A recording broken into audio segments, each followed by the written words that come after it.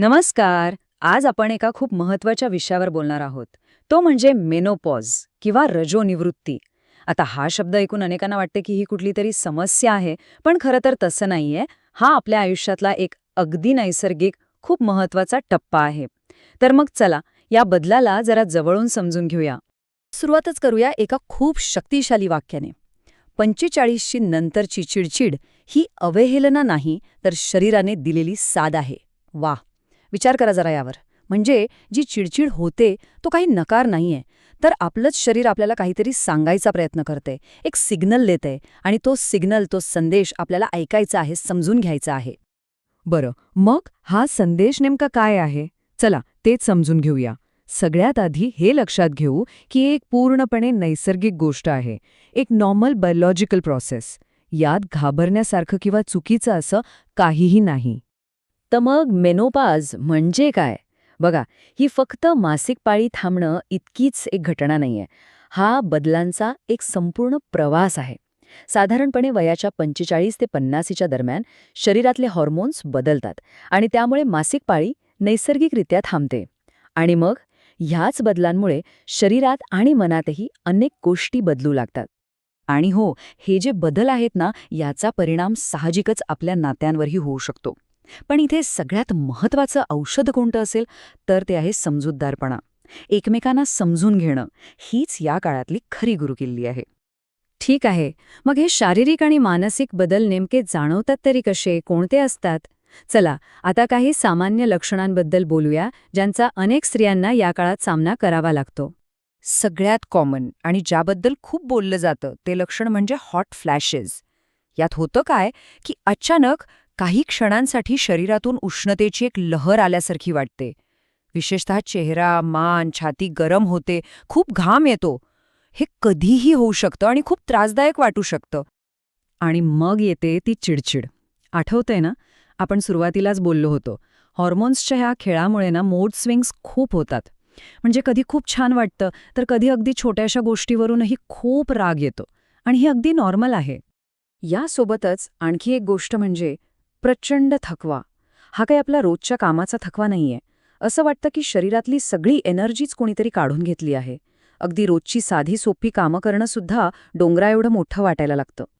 आणि गंमत बघा, दिवसभर इतकं थकल्यासारखं वाटूनही रात्री शांत झोप लागत नाही.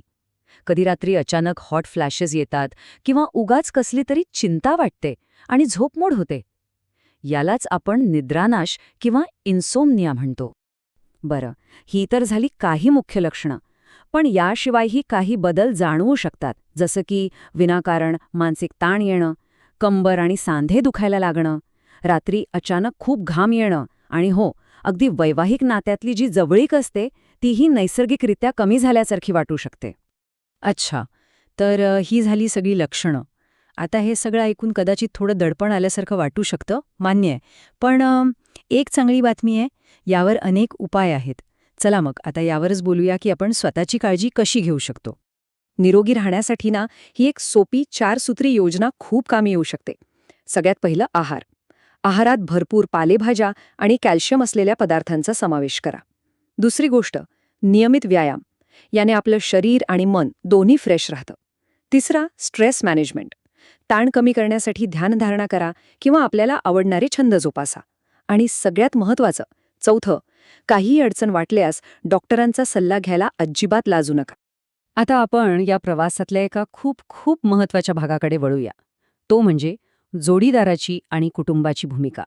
कारण हा प्रवास एकटीचा नाहीये, हा सगळ्यांनी मिळून करायचा प्रवास आहे. जरा जोडीदाराच्या बाजूने विचार करून बघा. अचानक होणारी चिडचिड, तो मानसिक ताण, यामुळे नक्की काय होतंय हेच त्यांना समजत नाही. त्यांच्यासाठीही हे सगळं खूप गोंधळात टाकणारं असू शकतं. आणि म्हणूनच या काळात सगळ्यात मोठी मदत आणि सगळ्यात प्रभावी उपाय फक्त एकच आहे, तिला समजून घ्या. फक्त ऐकून घ्या, तिच्या भावनांचा आदर करा आणि थोडा धीर धरा. खरंच यापेक्षा मोठं काहीही नाही. मग जोडीदार म्हणून नक्की काय मदत करता येईल? काही खूप सोप्या पण महत्त्वाच्या गोष्टी आहेत.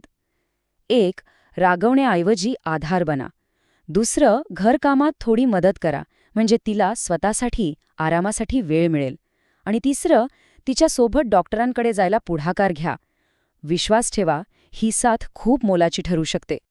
आणि शेवटी या सगळ्या चर्चेचं सार या एका वाक्यात आहे की मेनोपॉज हा आजार नाही, तो निसर्गाचा नियम आहे आणि या काळात तिला तुमच्या प्रेमाची आणि सोबतीची सगळ्यात जास्त गरज असते. किती खरं आहे हे? तर मग हाच एक विचार आपण सोबत घेऊन जाऊया. एक व्यक्ती म्हणून, एक कुटुंब म्हणून आणि एक समाज म्हणून. आपण सगळेच या नैसर्गिक बदलाला आणखी समजूतदारपणाने आणि आपुलकीने कसं स्वीकारू शकतो, यावर नक्कीच विचार करूया. धन्यवाद.